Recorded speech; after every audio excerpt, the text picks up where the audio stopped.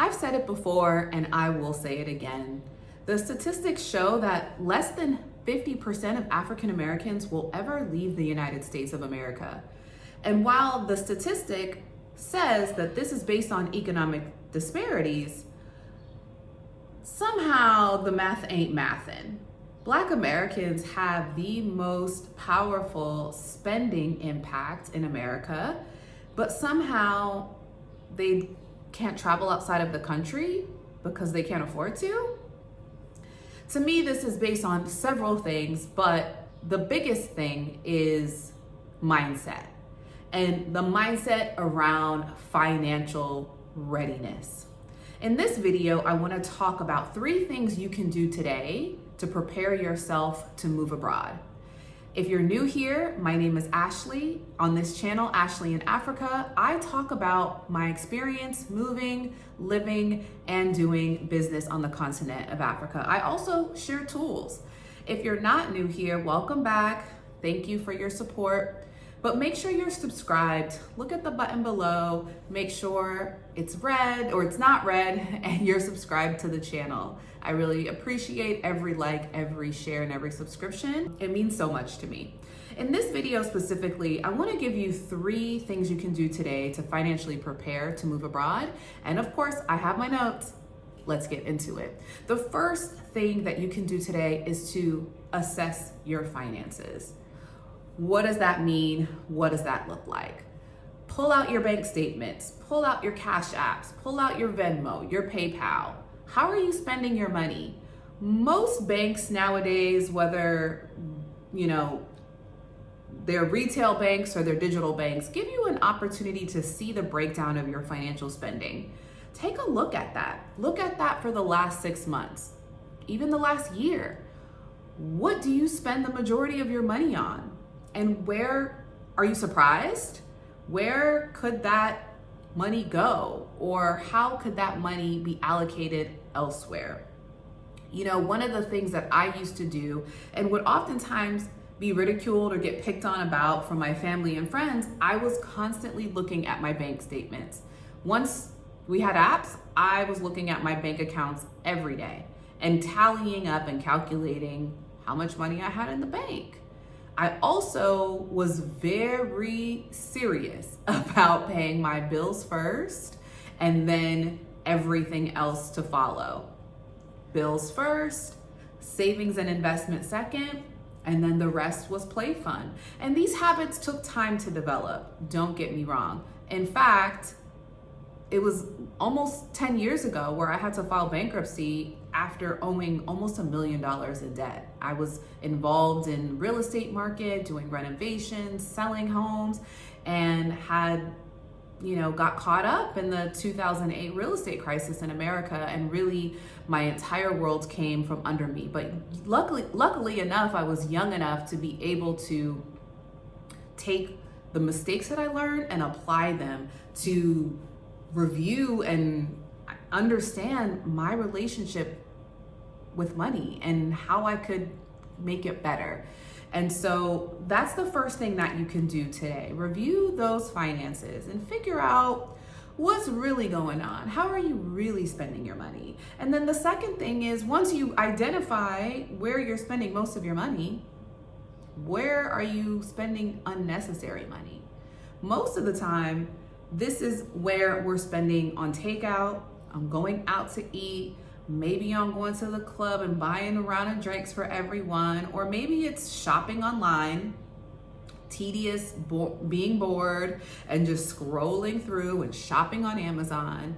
But 9 times out of 10, we can identify some area where we are unnecessarily spending and completely stop it, right? Like, I'm talking about cold turkey.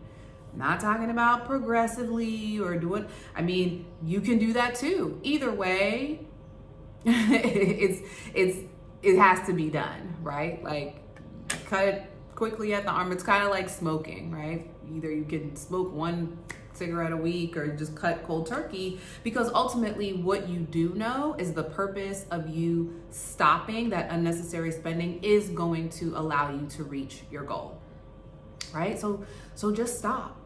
just stop. I decided when we were going to move abroad that we weren't going out to dinner. I wasn't going to shop or buy anything unnecessary that I didn't need. And it gave me an opportunity to save almost $10,000, right? In like 6 months, in just cutting back on things that I didn't need. And was it easy? Absolutely not. But I had a goal in mind, and my goal and achieving that goal was more important than a pair of shoes that I can't wear every day or I haven't worn in months. So that's number 2. And the third thing that you can do is to purge your household, right? Like, go through your house and look at the things that you haven't touched in months, even years. Do you have clothes that you haven't worn? Do you have baby things and, things from when your children were newborns and toddlers that they're no longer using or need? Do you have electronics? Do you have furniture? Do you have things that you aren't bothered with, right? That you could get rid of and declutter your space, declutter your home.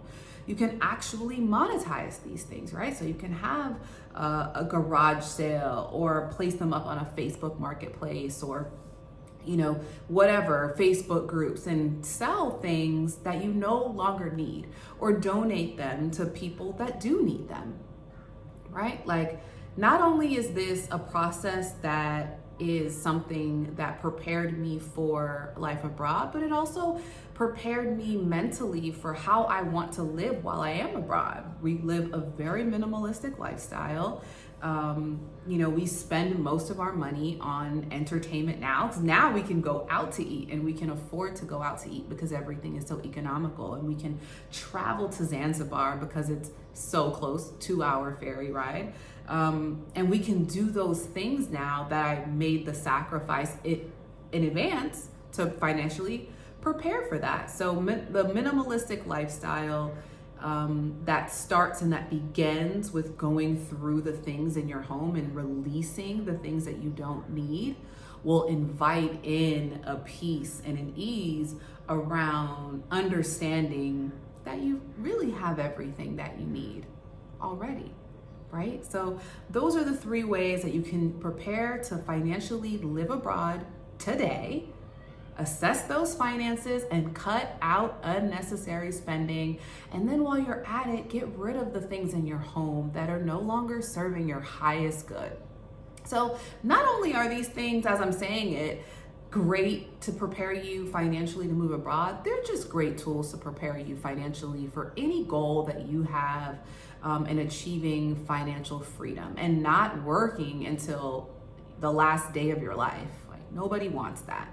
Preparing yourself financially for any goal is going to take time and take dedication. And if you're serious and you really have an interest in moving abroad, we're launching a course today on ashleyinafrika.com. I'm so excited about it. It's called the Expat Expense. It is the ultimate financial blueprint to living life abroad. So not only in Africa, but really anywhere abroad. If you're preparing, it's about getting your finances ready. It's about understanding the number that you need to financially feel confident to take that leap. And so in this course, we discover and uncover your expat number that you'll need to make that move.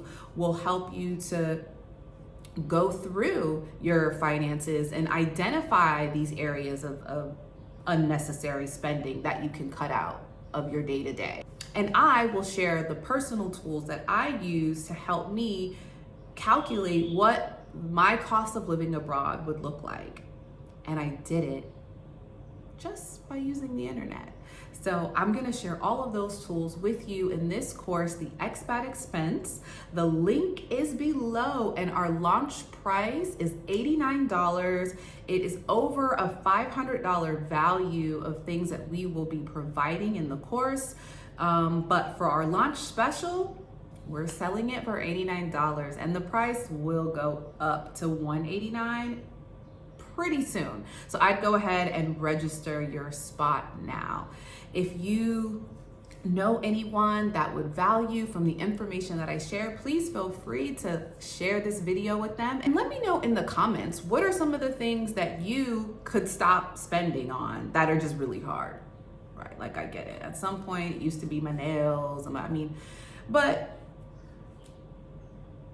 goals, priorities, hello. We can do this together. I'd love to do it with you. And if you are interested in picking my brain, we can book a call with me. I can help you talk through all things from visas to vaccinations. You can book a call with me. Also, that link is below. And I would love to talk with you about traveling, moving, or doing business on the continent. Until next time, I'll see you soon.